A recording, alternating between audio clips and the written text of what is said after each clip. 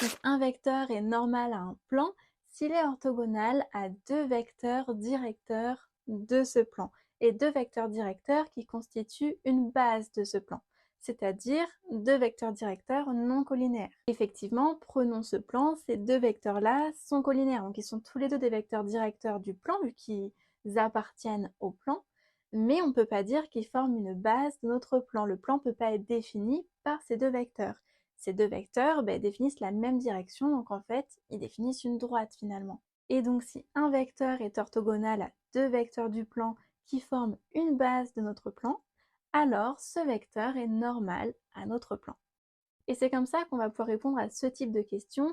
Est-ce que le vecteur n est orthogonal au plan EFJ? À ce moment-là, il nous faut calculer EF, calculer FJ, et là on a bien deux vecteurs directeurs qui forment une base de notre plan, parce que EF et J sont trois points non alignés.